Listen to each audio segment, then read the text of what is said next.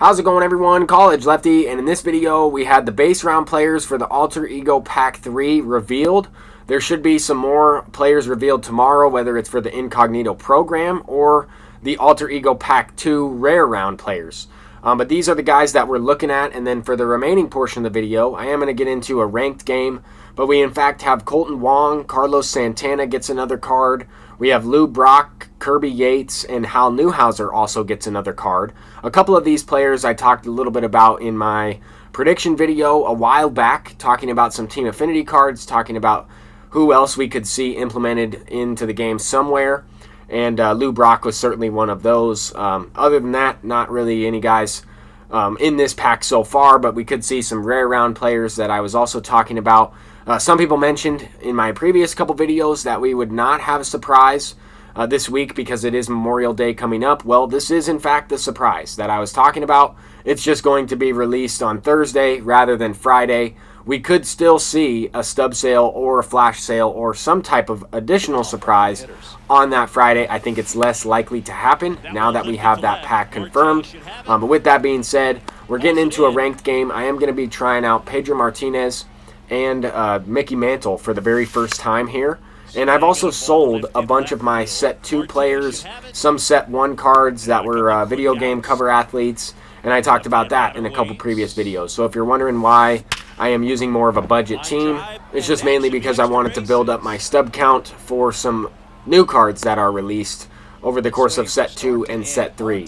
But with that being said, we did get off to kind of a tough start here. We gave up a hit to Curtis Granderson on a bad pitch. Wanted to get that curveball a little bit lower in the zone, and trying to get that confidence up on the curveball is important when using Pedro Martinez. But here we got a base hit with Trey Turner. We stole second. That brings up the Comet, Mickey Mantle, with the guy in scoring position, unable to capitalize. And in that last inning, I really did not have the greatest approach. I was swinging at too many pitches that were below the strike zone. They just looked good to me. I didn't really warm up before this game either.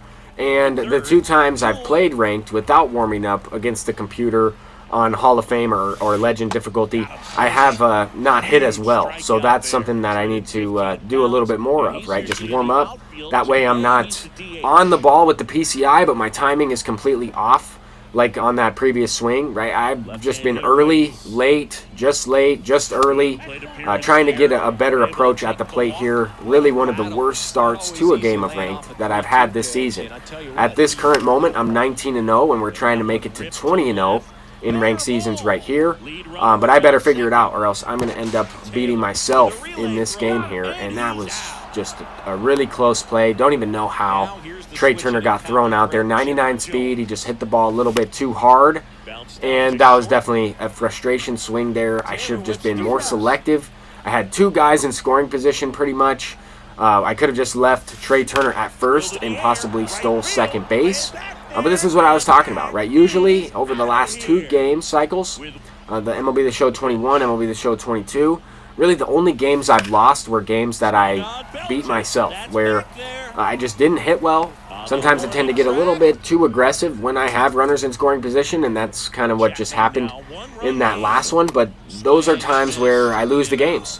When I'm not capitalizing, waiting for my pitch, using my 3 strikes to my advantage, right? You don't have to swing at every single strike in the game. But I was doing that so far. We're already in the top of the 6th inning, and I only have like 2 hits, which is by far my worst offensive performance. With that being said, we are in a 1-run game. My pitching has kept me in this one for the first time this year, right? Other than this game, my pitching has not really won me any games or kept me in the ball game for games like this. But we are able to tie it up there with Babe Ruth finally. Kind of waited back on it, still early on that cutter low and away, but we were able to kind of lift it out for a home run. We're also playing at a high altitude stadium, which certainly helps. But I really didn't notice the stadium making that much of a difference in this game. A lot of ground balls, a lot of mis-hit balls on pretty good pitches that are kind of just outside the strike zone. I felt like this opponent was pitching really well. He wasn't getting too predictable. He was mixing up his off-speed, starting off with fastballs, starting off with sinkers, cutters, really just using my mistakes to his advantage. I thought he played this game pretty well. We are able to take the lead there with Francisco Lindor. Now it's just down to the last 3 outs. I left in Aroldis Chapman for 3 innings in this game. I typically don't use my relievers for that long just because once they get into that yellow stamina range, they're usually pretty hittable. However, I just noticed that this guy might have had a tougher time against left-handed pitchers, so I brought in John Franco to try to close this one out.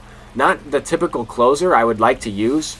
I would go to Eric Gagne or somebody else over him, maybe even Kenley Jansen.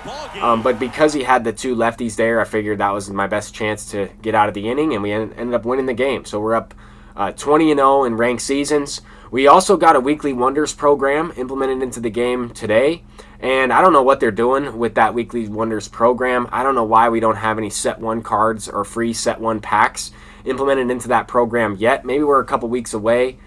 We only have 43 more days for Set 1 players that are usable, so I don't know why they're not giving more players, especially casual players, more opportunities to earn some of those Set 1 cards and get those collections done. But until next time, I'm College Lefty, and peace out.